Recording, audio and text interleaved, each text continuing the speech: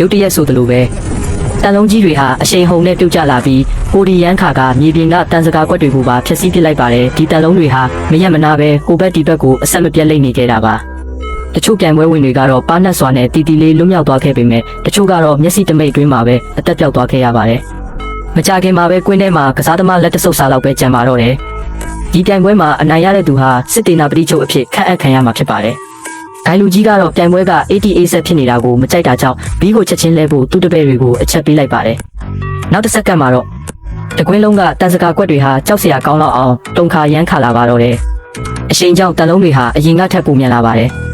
အတင်းကတော့အချိန်မီမတုတ်ပြန်နိုင်ခဲ့ပါဘူးသူတို့ရဲ့အတင်းသား2ယောက်ဟာချက်ချင်းပဲအပြင်ကိုလွင့်ထွက်သွားပြီးနောက်ဆုံးကျန်တဲ့1ယောက်ကတော့အသက်လူပြီးတန်စကာကိုအတင်းဆုပ်ကင်ထားရပါတယ်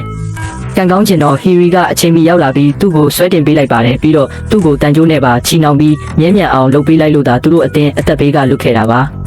ဒါပေမဲ့မိုက်တို့အတင်းကတော့ဟီရီတို့လောက်ကမကောင်းခဲ့ပါဘူးမိုက်ရဲ့အတင်းသားဟာညက်နေပြီးသူ့စီကိုတန်လုံးကြီးကချိန်မိတော့မဲ့အခြေအနေဖြစ်နေပါတယ်ဘာမှစဉ်းစားမနေတော့ပဲမိုက်ဟာသူ့ရဲ့ဓာတ်ကိုဝေယံပြီးအတင်းသားရဲ့ခြေထောက်ကိုဖျက်ချလိုက်ပါတော့တယ်ဒီမြင်ကွင်းကိုကြည့်နေတဲ့ဒိုင်လူကြီးရဲ့မျက်နှာမှာတော့ကျုံမာတဲ့အပြုံးတစ်ခုပေါ်ပေါက်လာပါတယ်နောက်ထပ်အတင်းကတော့တန်ကြိုးကိုလက်နက်နဲ့ချိတ်ပြီးအောက်ဘက်ကနေဖျက်လန်းလိုက်ဖို့ကြိုးစားနေပါတယ်သူတို့ပန်းဝင်ခံဒီမှာပဲမိုက်ကတီးမခံနိုင်တော့ပဲအခွင့်အရေးကိုအရယူပြီးအဲ့ဒီအတင်းစီကိုဓာတ်နဲ့ပစ်ပေါက်လိုက်ပါတယ်အဲ့ဒီနောက်မှာတော့မိုက်ဟာသူ့ရဲ့အရှိန်ကုန်သုံးပြီးအာတုံခုံဆိုင်ပြေးခဲ့တာကြောင့်ပန်းနိုင်ကိုပထမဆုံးရောက်ရှိသွားပါတယ်မကြခင်မှာပဲဟီရီရဲ့အတင်းလဲပန်းဝင်နိုင်ခဲ့ပါတယ်ဒါပေမဲ့ပထမ3တင်းစရင်နဲ့မဝင်တဲ့သူတွေကတော့ကြာရှုံးခြင်းရဲ့အရှက်ရမှုကိုထာဝရထမ်းပိုးသွားရမှာပါတကယ်ငရဲခန်းကတော့ဒုတိယချီမှာစောင့်ကြိုနေပါတယ်ကြံရှိနေတဲ့အတင်း3တင်းဟာငကားကူကိုတွားရောက်ပြီးနောက်ဆုံးကြံရှိနေတဲ့ငကားတကောင်အတွက်အသေးလဲတိုက်ခိုက်ကြရအောင်မှာပဲဖြစ်ပါတယ်